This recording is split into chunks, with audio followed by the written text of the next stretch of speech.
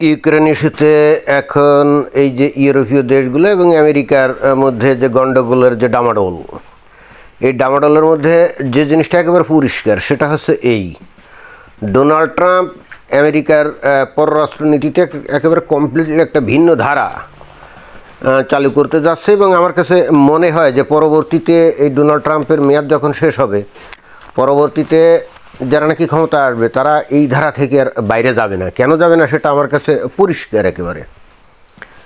ইউরোপের সাথে এই যে আমেরিকার দোস্তালি, এতে যতটা না আমেরিকা লাভবান তার থেকে অনেক বেশি লাভবান হচ্ছে এই ইউরোপীয় দেশগুলো। এইটা দ্বিতীয় বিশ্বযুদ্ধের একেবারে পর থেকে। দ্বিতীয় বিশ্বযুদ্ধের সময় এই যে ইউরোপের এই দেশগুলো তো একেবারে ভেঙে চুরে ধ্বংস হয়ে গেছিলো, একেবারে ধ্বংসস্তূপে পরিণত হয়েছিল। তখন এদের অবস্থা কিন্তু টিকে থাকবে কি থাকবে না এরকম একটা পরিস্থিতি তৈরি হয়েছিল। তখনই কিন্তু আমেরিকার যে পররাষ্ট্র ফরেন সেক্রেটারি তৎকালীন যে মার্শাল জানি, তো সেই মার্শাল কি করছে, মার্শাল প্ল্যান নামে একটা আইন পাশ করিয়েছিল 1948 সালে। 1948 সালে একটা আইন পাশ করিয়েছিল তৎকালীন যে আমেরিকান প্রেসিডেন্ট ছিল হেনরি ট্রুম্যান, এই ট্রুম্যানের মধ্য দিয়ে। তো এই মার্শাল প্ল্যানটা কী ছিল?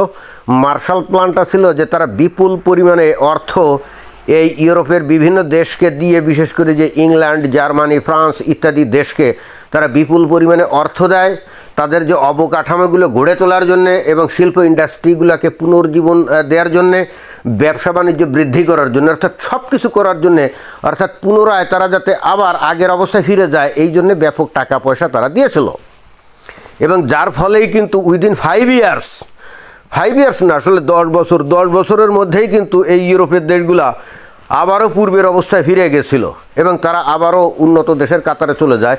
এটাকে অনেকটা মিরাকুলাস ঘটনাও বলা যায়, কারণ একটা যুদ্ধবিধ্বস্ত দেশ এত দ্রুত তারা উঠে দাঁড়িয়ে আবার ফুল সুইংয়ে আগের মতো ফিরে যেতে পারে, ইউরোপ সেটা দেখিয়েছিল। এবং একই সাথে এই জাপানও এই একই ঘটনা ঘটিয়েছিল। জাপানে যখন হিরোশিমা নাগাসাকি বোমা বিস্ফোরণ করলো যে পারমাণবিক, তারপরে তো জাপান আত্মসমর্পণ করলো এবং তখন আমেরিকান নেভির একজন অ্যাডমিরাল, নাম ছিল ডাগলাস ম্যাকার্থার, সেই কিন্তু ওই যে 1945 সালে ওই জাপান আত্মসমর্পণ করার পরে এই জাপান পুনর্গঠনের দায়িত্ব নেয় এবং সম্ভবত 1952-53 সাল পর্যন্ত এই জাপানের দায়িত্বভার তারা ঘুরেছিল। এবং এই সময়ের মধ্যে আমেরিকার অর্থ সাহায্যে আমেরিকায় কিন্তু জাপানকে আবার একেবারে পরিপূর্ণ আগের অবস্থায় ফিরিয়ে নিয়ে গেছিল। তাহলে এই আমেরিকা একদিকে যেমন ইউরোপকে আবার উন্নত করলো, একই সঙ্গে জাপানকেও করছিল। এবং অতঃপর এই যে ন্যাটো নামক একটা জোট তৈরি করে এই যে ইউরোপীয়দের নিরাপত্তা দিত, ওই যে ওদিকে যে সোভিয়েত ইউনিয়ন যে সমাজতান্ত্রিক যে বলয় তৈরি করেছিল সেই সমাজতন্ত্র বা কমিউনিজম বা সোশ্যালিজম থেকে রক্ষা করার জন্য। এবং গত প্রায় 80 বছর ধরে এই আমেরিকার ছত্রছায়ায় নিরাপত্তা বলয়ের মধ্যে থেকে এই যে ইউরোপীয় দেশগুলা কিন্তু আজকের অবস্থায় আসছে। এবং এরপরে এরা যে কাজটা করছে, এরা প্রতিরক্ষা বাজেটে খুব একটা বেশি খরচ করে নাই। এমনকি ন্যাটোতে যে বাজেট সেখানেও আমেরিকা অলমোস্ট 25% তাদের কন্ট্রিবিউশন। এর মধ্যে এরা হয়ে গেছে ভয়ঙ্কর রকম আল্ট্রা লেফট। এই আল্ট্রা লেফট হয়ে এত লিবারাল হয়ে গেছে যে এরা এখন এদের নিজেদের সভ্যতাই ধ্বংসের দিকে ঠেলে দিচ্ছে। দেখেন যে লিবারাল হওয়া ভালো, ডেমোক্রেটিক হওয়া ভালো, এবং আপনি প্রচার করবেন সেটাও ভালো। আমার কাছে এটা খারাপ মনে হয় না, কারণ মানুষ স্বাধীন থাকবে, মুক্ত স্বাধীন ডেমোক্রেটিক রাইট এগুলো উপভোগ করবে, তাই না? কিন্তু মুশকিলটা হচ্ছে এই সুযোগটা আপনি আপনার সোসাইটিতে যদি আপনি দেন, ইটস ওকে ফাইন, কারণ তারা সবাই তো শিক্ষিত সজ্জন এবং ডেমোক্রেসির মাহাত্ম্য বোঝে। কিন্তু আপনি আপনার দেশে বাইরে থেকে যদি বিপুল পরিমাণ এমন লোক আনেন যারা নাকি গণতন্ত্র বোঝে না, যারা নাকি বাক স্বাধীনতা বোঝে না, যারা নাকি হিউম্যান রাইটস বুঝে না, এবং যারা এই লিবার্টির সুযোগ, ফ্রিডম অফ স্পিচের সুযোগ, ডেমোক্রেসির সুযোগ নিয়ে এরা এই সমস্ত দেশে ঢুকে এই পশ্চিমা যে সভ্যতা একে ধ্বংস করার পায়তারা করে, তাহলে তো এটা তো আত্মঘাতী সিদ্ধান্ত, তাই না?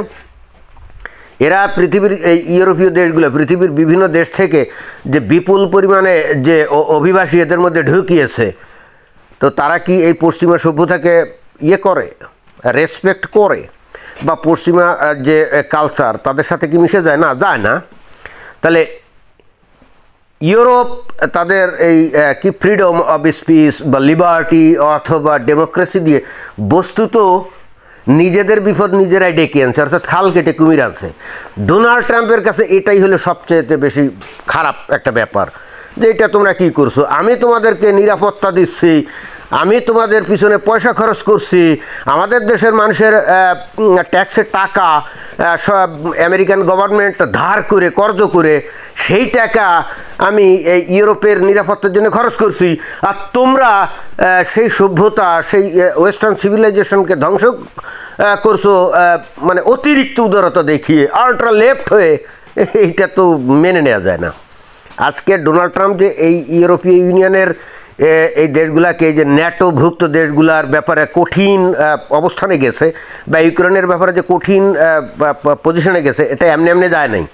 আপনাকে ডোনাল্ড ট্রাম্পের মানসিকতা বুঝতে হবে, কারণ সে প্রচণ্ড রকমভাবে রাইটিস্ট অর্থাৎ ডানপন্থী একজন নেতা, রক্ষণশীল নেতা, এবং প্রচণ্ড রকম বিভিন্ন ধর্মীয় ডগম্যাটিক যে ফান্ডামেন্টালিস্ট আইডিওলজি আছে তার এগেনস্টে, এবং নট অনলি দ্যাট, একজন ইভাঞ্জেলিক্যাল খ্রিস্টিয়ান, সে কিন্তু খ্রিস্টিয়ানিটি যে মূল্যবোধ সেইগুলো কিন্তু ধারণ করে এবং লালন করে, এবং যে কারণে আমেরিকার যে ইভাঞ্জেলিক্যাল যে গোষ্ঠী আছে একেবারে তারপরে 99% ভোট এই ডোনাল্ড ট্রাম্প পেয়ে কিন্তু এই নির্বাচিত। তাহলে সে যখন দেখে যে ইউরোপ উদারতার নামে এমন খাল কেটে কুমির আনছে, যে এবং আবার তাদেরকে রক্ষার জন্য এই আমেরিকাকেই টাকা খরচ করতে হয়, তো ডোনাল্ড ট্রাম্প তো ব্যবসায়ী মানুষ, সে চিন্তা করলে কিরে আমরা কি মানে মূর্খ না পাগল না উন্মাদ, এই ইউরোপ তো আমাদেরকে ব্যবহার করে এই ইউরোপীয় আবার পাশ্চাত্য সভ্যতাকে ধ্বংস করছে, জুডিও খ্রিস্টিয়ান যে ভ্যালুস এগুলোকে ধ্বংস করছে। তা না হলে একেবারে রাতারাতি ডোনাল্ড ট্রাম্প এই ইউরোপীয়দের এগেনস্টে যায় কী করে? রাতারাতি। এখানে শুধুমাত্র যে পুঁজি, তারপরে ইউক্রেনের যে ধন সম্পদ, খনিজ সম্পদ, বিষয়টা হলে তা না, এখানে অনেক বিষয় কিন্তু এর সাথে জড়িত আছে।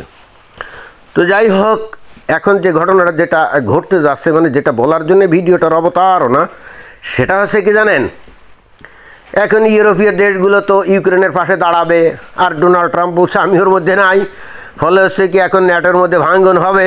এমনও হতে পারে যে ডোনাল্ড ট্রাম্প বলতে পারে আমি ন্যাটোর মধ্যে নাই, ন্যাটো শেষ, পারলে তোমরা ন্যাটো বানাও গিয়ে এগুলো চালাও। এবং এমনও হতে পারে এই আমেরিকা রাশিয়া জোট হয়ে যেতে পারে, এতদিন যে জোটটাই ন্যাটোভুক্ত দেশের সাথে ছিল, হয়ে কি করবে জানেন, দেখবে যে এটা একটা মোক্ষম সুযোগ, এই ইউক্রেনকে আমেরিকা রাশিয়া দখল করে ভাগযোগ করে নিবে। রাশিয়াকে বলবে যে তুমি যে অঞ্চল দখল করে আসো ওই অঞ্চল নিয়ে থাকো, আর বাকি যে খনিটনি অঞ্চলগুলো আছে ওইগুলো আমরা দখল করে আমরা থাকি, তুমিও তোমারটুক নিয়ে মজা করো, আমিও এদিকে আমারটা নিয়ে মজা করি। আমার কেন জানি মনে হচ্ছে এটাই ঘটতে যাচ্ছে। এবং আমেরিকা রাশিয়ার সাথে জোটবদ্ধ হয়ে যদি এই ইউক্রেনকে ভাগাভাগি করে নিতে যায়, ওই ইউরোপের সাধ্য আছে এদেরকে থামাবে। ডোনাল্ড ট্রাম্প এখন চিন্তা করছে যে ওই নিও কলোনিয়ালিজম সিস্টেমে, খালি অর্থনৈতিক যে সিস্টেম এইটাকে নিয়ন্ত্রণ করে সারা পৃথিবীকে নিয়ন্ত্রণ করার যে বিষয় অনেক দিন ভালোই কাজ করছে, কিন্তু আস্তে আস্তে পৃথিবীর বিভিন্ন দেশ মেরুকরণ হয়ে যাচ্ছে, পোলারাইজড হয়ে যাচ্ছে। তারা এখন এই ডলার কেন্দ্রিক ট্রানজ্যাকশনের থেকে বাইরে চলে যাওয়ার ধান্দা আছে।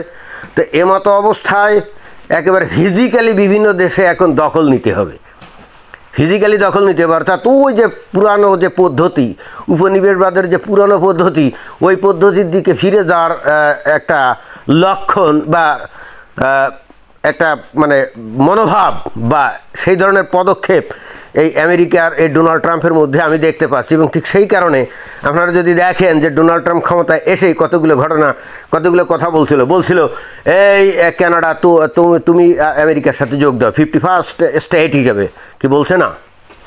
তারপরে কি বলছে যে ওই পানামা খাল আমরা দখল করব, তারপরে কি ডেনমার্কের গ্রিনল্যান্ড আমরা কিনে নেব। এবার বুঝছেন, এবং এগুলো কিন্তু খালি কথার কথা না, এগুলো কিন্তু তার একেবারে মনের খায়েশ। এবং এই কানাডাকে যে সে আমেরিকার সাথে আত্মীকরণ করতে চায়, এটা কিন্তু জেনুইন, এটা রিয়াল। এটা এখন এই কানাডার এই রাজনীতিবিদরাও কিন্তু জানে।